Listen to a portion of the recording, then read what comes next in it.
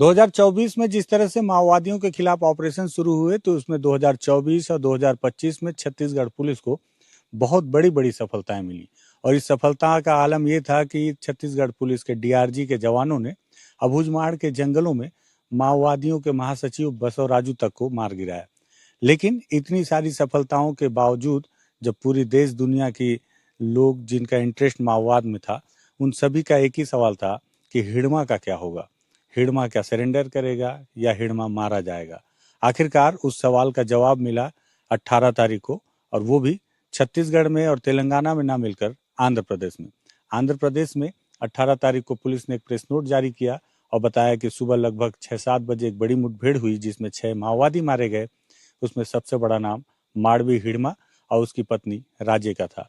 जब सबसे पहले खबर निकल कर आई तो किसी ने भरोसा नहीं किया, लेकिन जब धीरे धीरे उसके डेड बॉडी को लेकर आइडेंटिफाई कराया गया तो ये बात धीरे धीरे क्लियर हो गई कि मारा गया माओवादी मोस्ट वांटेड हिड़मा ही है। फिर भी किसी ने इस पर भरोसा नहीं किया, क्योंकि हर कोई सोचता था कि हिड़मा से जब मुठभेड़ होगी तो बहुत विकराल मुठभेड़ होगी, और इस तरह से 1 घंटे के अंदर हिड़मा मारा जाएगा, ये अभी भी कोई भरोसा नहीं कर रहा। लेकिन उसके ठीक दूसरे दिन आंध्र पुलिस ने फिर से एक जानकारी साझा की कि जिस इलाके में माड़वी हिड़मा और उसके साथियों को मारा गया, उसी इलाके के आसपास एक और मुठभेड़ हुई जिसमें 7 और माओवादी मारे गए। इसमें टेक शंकर, जो फिलहाल सेंट्रल कमेटी का सदस्य है, और उसके साथ और उसके 6 अन्य साथी मारे गए। मारे गए माओवादियों के हथियार भी बरामद किए गए।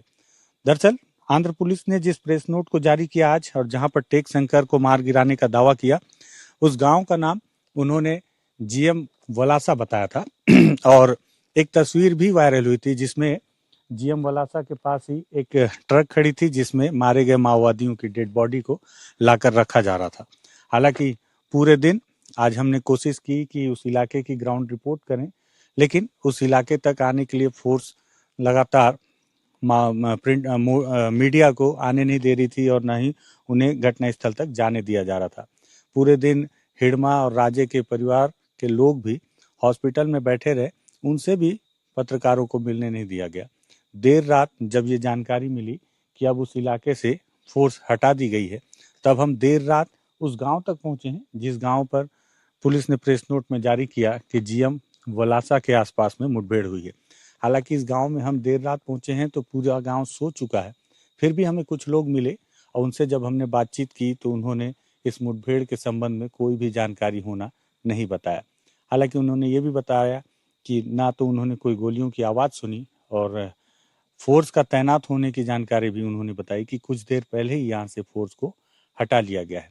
सबसे बड़ी मुठभेड़ उसकी ग्राउंड रिपोर्ट करने की हमारी कोशिश थी, लेकिन हम फिलहाल उस गांव तक ही पहुंचे हैं। और इस गांव की खास बात यह है कि यहाँ तक आने के लिए ये एक टाइगर रिजर्व का इलाका है, और इस गांव तक आने के लिए पक्की सड़क है, पतली सी, और इस गांव में मोबाइल का नेटवर्क भी है।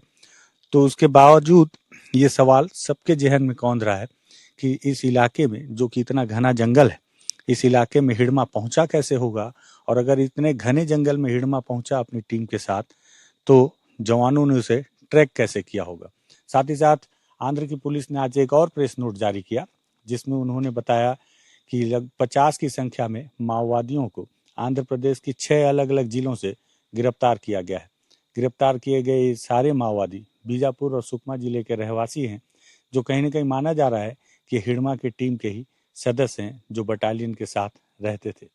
वहीं दूसरी ओर जब हमने कुछ दिन पहले ही मुख्य धारा में लौटे वेणुगोपाल और रुपेश से बातचीत की तो रुपेश ने भी इस बात का जिक्र किया कि 2024 में जब माओवादियों के खिलाफ ऑपरेशन बढ़ाए गए, लगातार कैंप लगाए गए, उस दौरान पोलित ब्यूरो ने एक सर्कुलेशन जारी किया था अपने कैडर और साथियों के लिए, जिसमें उन्होंने इस बात का जिक्र किया था कि स्थितियां अब अनुकूल नहीं है माओवादी पार्टी के लिए, जिससे हर किसी को अंडरग्राउंड हो जाना चाहिए। उस दौरान हालांकि रुपेश ने और वेणुगोपाल ने उनके इस फैसले का विरोध भी किया था कि वो माओवादी जो जंगलों में सरवाइव कर रहे हैं, जिनके पास ना आधार कार्ड है ना वोटर आईडी कार्ड है, वो शहरों में सिविल लोगों के साथ में कैसे सरवाइव करेंगे। आज भी जब आंध्र पुलिस ने उन्हें गिरफ्तार किया तो हर कोई अलग अलग कंस्ट्रक्शन साइट में किसी बिल्डिंग के निर्माण में मजदूरों की भूमिका निभा रहे थे। इसमें भी सीनियर कैडर के माओवादी पाए गए जिनकी गिरफ्तारी की गई, जिसमें डीवीसीएम स्तर के भी माओवादी हैं। घटनास्थल तक जाने की परिस्थितियां अभी भी निर्मित नहीं हो पा रही और अभी भी इस पर लोग तमाम तरह के सवाल उठा रहे हैं मुठभेड़ पर। लेकिन एक सच्चाई ये है कि वो नाम जिस पर सारी दुनिया की निगाह टिकी हुई थी, वो नाम अब समाप्त हो चुका है, जिसका नाम माड़वी हिड़मा है। आज पूरे दिन माड़वी हिड़मा के पैतृक गांव पुअर्ती में मातम पसरा रहा। उसकी मां का रो रो कर बुरा हाल था और पूरी दुनिया यही जानने की कोशिश में थी कि आखिर ये मुठभेड़ हुई कैसे। जिस इलाके में मैं हूँ, इलाका बहुत घना जंगल है और आमतौर पर देखा जाता है तो इतने घने जंगल बस्तर में भी नहीं पाए जाते, जहां लंबे समय से माओवाद सरवाइव कर रहा है।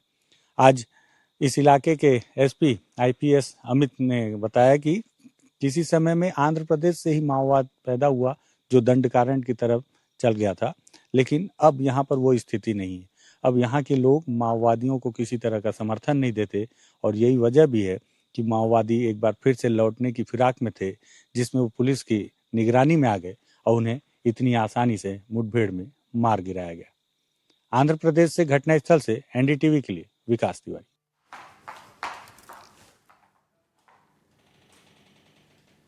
इधर नक्सली मुठभेड़ में शहीद जवान को अंतिम विदाई दी गई। जी हां, श्रद्धांजलि सभा में सीएम डॉक्टर मोहन यादव पहुंचेंगे। कैबिनेट मंत्री समेत 10 आईपीएस भी इसमें शामिल होंगे।